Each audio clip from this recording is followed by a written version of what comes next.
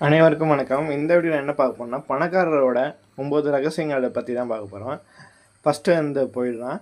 அவங்க பணத்துக்காக உழைப்பு கிடையாது. பணம் அவங்களுக்காக உழைக்குது. சாதாரணமா மக்கள் தங்கள் நேரத்தை விற்று பணத்தை சம்பாதிக்கிறாங்க. ஆனா பணக்காரங்க பணத்தை முதலீடு செய்து, தங்கள் தூங்கும்போது கூட அந்த பணம் தங்களுக்கு மேலும் பணத்தை ஈட்டித் தரும்படி பார்த்துக்கிடுறாங்க. 2வது அசட்டுக்கும் லியபிலிட்டிக்கும் ஒரு வித்தியாசத்த பார்க்குறாங்க. அசட்னா உங்கள் பாக்கெட்ல பணம் போடுவது.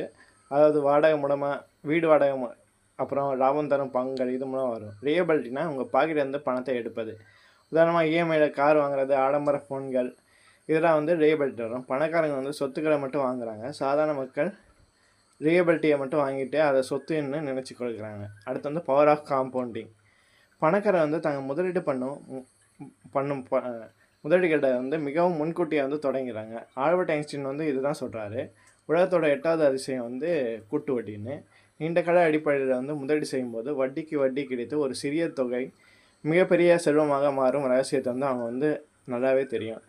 அடுத்து மல்டிபிள் சோர்ஸ் ஆஃப் இன்கம்.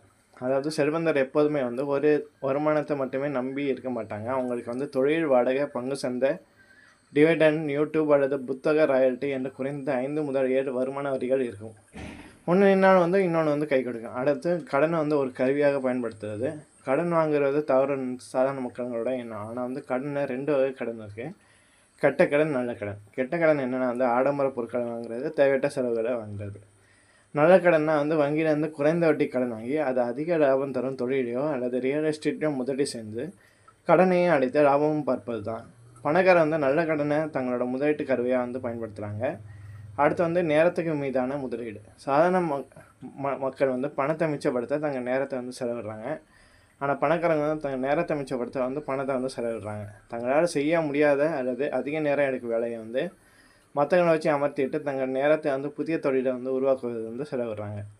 அடுத்து பணக்காரங்க கண்டினியூஸாக லேர்ன் பண்ணிக்கிட்டே இருப்பாங்க. ஃபைனான்சியல் நாலேஜ் அவங்களுக்கு அதிகமாக இருக்கும். பள்ளி கல்லூரியோட கல்வியை முடிச்சிக்காமல் பணம் எப்படி வேலை செய்யுது, அதை புதிய சந்தை நிறுவனங்கள் என்ன, வரி விலக்கு எப்படி பெறுவது போன்ற நிதி அறிவுகளை தினமும் புத்தகங்கள் வாயிலாகவும் நிபுணர் வாயிலாகவும் இல்லாட்டி ஏதாவது ஒரு வீடியோ பார்த்து படித்துக்கிட்டே இருக்காங்க. அடுத்து சரியான நபருடன் தொடர்பு வச்சுக்கிறது. தங்களை விட அதிகமான நேர்மறையான எண்ணங்கள் கொண்ட, அதாவது பாசிட்டிவ் திங்கிங் இருக்கிற வெற்றிகரமான மனிதர்களை அவர்கள் அதிகம் நேரம் செலவிடுகிறாங்க. ஒருவரின் சுபாவம் மற்றும் வெற்றி அவர்கள் பழகும் 5 நெருங்கிய நண்பர்களை பொறுத்து என்பதை அவங்க உறுதியாக நம்புகிறாங்க. அடுத்து டிலைட் கிராட்டிஃபிகேஷன், அதாவது தள்ளி போடும் திருப்தி. இதுவே மிக முக்கியமான மனநிலை. கையில் பணம் வந்தவுடன் ஆடம்பர உடைகள், பைக்கு, பாட்டின்னு சொல்லி உடனடியாக ஆசையை தீர்த்துக்காமல் அந்த பணத்தை சேமித்து முதலீடு செய்து எதிர்காலத்தில் பெரும் செல்வமாக மாற்றிய பிறகே தங்களோட ஆசையை நிறைவேற்றிக் கொள்வார்கள். சுருக்கமாக சொல்லப்போனால் பணக்காரர்கள் இது எதையும் ரகசியமாக பார்க்குறது கிடையாது.